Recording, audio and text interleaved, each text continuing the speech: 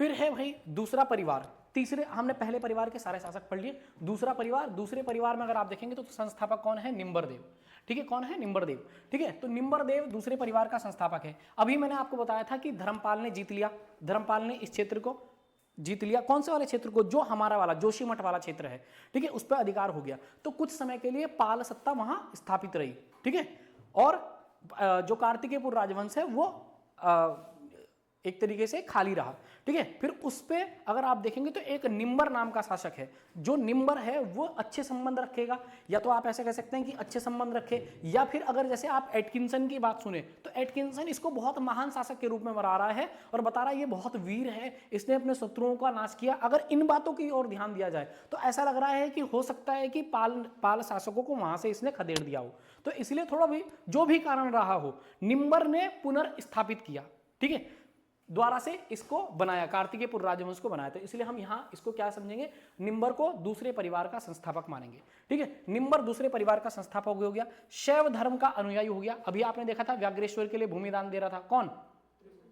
हाँ, ठीक है, इसकी पत्नी का नाम है नाथू देवी। जागेश्वर मंदिर आपको याद आ रहा होगा। जागेश्वर मंदिर कहाँ है? अल्मोड़ा में है। राज्य का सबसे बड़ा मंदिर समूह है, 125 छोटे बड़े मंदिर समूह है ना, ये मैंने आपको बताया था।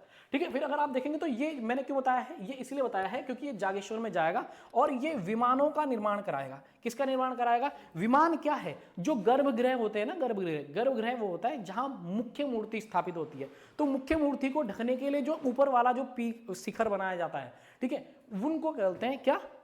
विमान। तो बेसिकली वो जो ये वाली जो संरचना है इसको कहा जाता है शिखर।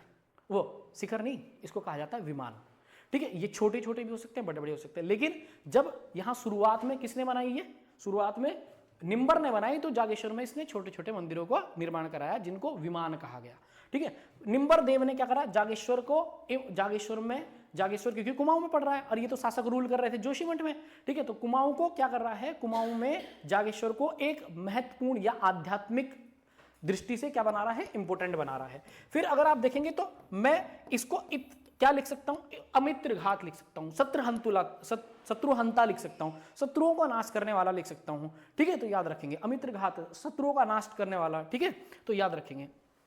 फिर अगर आप देखेंगे निम्बर के बाद उसका बेटा कौन बना? इष्टगण शासक बनेगा। इष्टगण बहुत इंपॉर्टेंट है, इष्टगण भी बहुत इंपॉर्टेंट शासक है। अगर आप देखेंगे तो इसकी पत्नी का नाम है वेगा देवी, और पत्नी के बारे में मैं आपको बता रहा हूं कि ये प्राचीन समय में अगर आप देखेंगे 7वीं 8वीं शताब्दी तक तो उत्तराखंड के राज्य को स्त्री राज्य कहा जा रहा है बहुत लंबे समय तक। क्यों कहा जा रहा है? क्योंकि हमारे यहाँ प्रथा है कि जो शासन हो रहा है उसमें स्त्री की भागीदारी जरूर हो रही है, महिला की रानी की भागीदारी है, रानी से पूछ के निर्णय लिया जा रहा है। तो बाहर के लोगों को लग रहा है कि यार ये इतने इंपॉर्टेंट दे रहे हैं, इसका मतलब स्त्री राज्य है, ऐसा इतिहासकार उस समय के लिख रहे हैं। ठीक है, तो थोड़ा सा याद रखेंगे। तो ये इसीलिए जितने भी अभिलेख हमें मिले, जैसे पांडुकेश्वर से मिले, तो उनमें राजाओं के साथ साथ उनकी पत्नी का नाम भी उल्लेखित है। ठीक है, वेगा देवी शैव धर्म को मान रहे हैं ये भी अपने पिता की तरह। ठीक है, इसने क्या करा? उत्तराखंड को एक सूत्र में बांधने का प्रयास करेगा, यानी कि एक बनाने का प्रयास करेगा। ठीक है, क्यों? क्योंकि मैंने तुम्हें बताया था, देखो भाई संबंध है इनका चमोली से। ठीक है, और मंदिर बनाए इसके पूर्वजों ने कहां बनाए? जागेश्वर में, छोटे छोटे विमान जिनको कहा जा रहा है, ऊपर मंदिर के शिखर एक तरीके से। ठीक है, तो ये क्या करेगा? उसी जगह जो जागेश्वर धाम है वहां इसने बड़े बड़े मंदिर बनाए। ठीक है, जैसे नटराज का मंदिर बनवाएगा, लकुलिस मंदिर वहीं बनवाएगा, महिषासुर मर्दिनी वाला मंदिर वहीं बनवाएगा। तो जब ये ऐसे दुर्गा मंदिर बनवाएगा, ठीक है, तो जब ये मंदिर वहां बनवा रहा है तो इसलिए ये क्या कर रहा है? उसको बढ़ावा दे रहा है। ठीक है, कुमाऊं की संस्कृति को बढ़ावा दे रहा है। तो गढ़वाल से कुमाऊं को कनेक्ट करा, दोनों को एक करा इसी ने। तो याद रखेंगे कि कौन है जिसने उत्तराखंड को एक सूत्र में बांधने का प्रयास करा? वो है इष्टगण। ठीक है, इष्टगण के समय अगर आप देखेंगे तो कौन आए? आदिगुरु शंकराचार्य आए। ठीक है, आदिगुरु शंकराचार्य के बारे में हमें पता ही है कि 820 ईस्वी में क्या हुई? इनकी मृत्यु।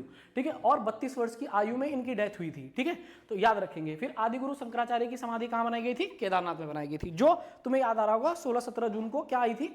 आपदा आई थी। ठीक है, तो उसमें समाधि बह गई थी। फिर हमने क्या किया? 2021 में पुनर्स्थापित करी एक मूर्ति, ठीक है, समाधि के ऊपर। और उस समाधि की जो मूर्ति बनाई गई, ऊपर जो मूर्ति बनाई गई, तो उसका आधार 2 फीट और 9 उसका मतलब ऊंचाई बनाई गई।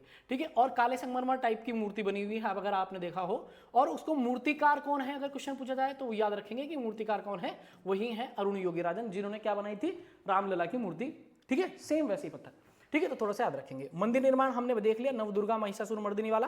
ठीक है, लकुलिस पढ़ लिया हमने, नटराज पढ़ लिया। ठीक है, फिर उसके बाद आप देखोगे ललित सूर्यदेव को, इष्टगण के बाद में ललित सूर्यदेव, बहुत इंपॉर्टेंट है ललित सूर्यदेव। ठीक है, ललित सूर्यदेव से अभी मैं थोड़ी देर पहले आपको बता के आ रखा हूं कि भाई 21वें और 22वें वर्ष अपने शासनकाल के ये क्या कर रहे हैं, ताम्रपत्र, 2 ताम्रपत्रों को बना रहे हैं। ठीक है, खासतौर से इनकी जो जानकारी है, ललित सूर्य की प्रमुख जो जानकारियां हैं वो पांडुकेश्वर ताम्रपत्र से मिल रही है, चमोली से। और सबसे ज्यादा मैंने तुम्हें बताया था किस शासक के हैं, ललित सूर्यदेव के ही हैं, मैंने अभी बताया था। सबसे ज्यादा कहां से प्राप्त हुए वो भी आपको मैंने बताया था, पांडुकेश्वर से ही प्राप्त हुए हैं। तो अगर आप देखेंगे तो 832 में ये गद्दी पे बैठा सबसे प्रतापी शासक है, सबसे सूर्यवान शासक है।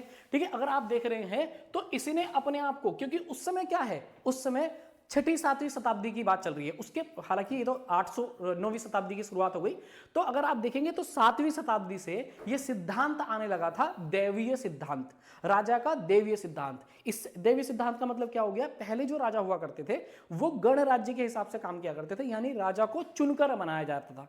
ठीक है, बाद के जो राजा हो गए वो ये मानने लगे, ये मान के चलने लगे कि हम देवताओं की कृपा की वजह से क्या बने हैं, राजा बने हैं। जैसे मैं राजा बना, मेरा बेटा राजा बना, उसका बेटा राजा बना, तो क्या मान रहे हैं, दैवीय सिद्धांत मान के चल रहे हैं। ठीक है, तो इसीलिए अपने आप को बहुत बढ़ा चढ़ा के क्या कर रहे हैं, उपाधियां ले रहे हैं, दिखा रहे हैं। ठीक है, तो ये क्या बता रहा है, ये बता रहा है कि कली कलंक पंख में मग्न धरती के उद्धार के लिए मैंने क्या लिया है, वराह अवतार का, एक तरीके से अवतार के लिए सब वो लिया है, अवतार, वराह अवतार। तो अपनी तुलना किससे कर रहा है, ये वराह अवतार से, जैसे धरती को उन्होंने, ठीक है, समुद्र से निकाला था, इसी तरीके से। सर्वाधिक ताम्रपत्र मैंने तुम्हें बता दिया, 2 इनकी पत्नी है, एक लया देवी, एक समादेवी। ठीक है, अगर आप देखेंगे ये सामदेवी या समादेवी जो है, इन्होंने चमोली के आसपास जो है वो क्या करा, भगवान नारायण का मंदिर इन्होंने बनाया। फिर ललित सूर्य देव का पुत्र आप देख रहे हैं कौन, राजा सुजान देव, जिन्होंने क्या काम करा, गंगोली हाट नामक एक नगर को बसाया था। ठीक है, फिर आप देखो एक राजा आपको दिखाई देगा, भूदेव। कौन है, भूदेव। ठीक है, तो भूदेव के बारे में 2-3 बातें इंपॉर्टेंट मिल रही हैं। एक सबसे बड़ी बात यह है कि बौद्ध धर्म का शत्रु है। ठीक है, तो बौद्ध शत्रु हम इनको लिख सकते हैं, बौद्ध शत्रु। ठीक है, और क्या है, परम बुद्ध शत्रु भी हम लिख सकते हैं। तो परम बुद्ध श्रवण, रिपु मतलब दुश्मन। ठीक है, तो बुद्ध श्रवण का, बुद्ध का श्रवण करने वालों का क्या है, ये शत्रु है। ठीक है, तो याद रखेंगे 2 इंपॉर्टेंट। ठीक है, बैजनाथ मंदिर अगर आप देखेंगे तो बागेश्वर में निर्माण जो है इसने कराया, इंपॉर्टेंट है, जल्दी से बताओ। स्वर्णेश्वर मंदिर, स्वर्णेश्वर मंदिर, ठीक है, स्वर्णेश्वर मंदिर हो गया।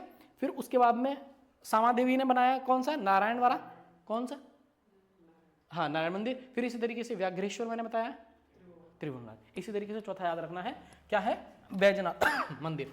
ठीक है, ललित पुत्र भूदेव ने करा, बौद्ध धर्म का विरोधी है, उपाधि मैंने तुम्हें बता दी।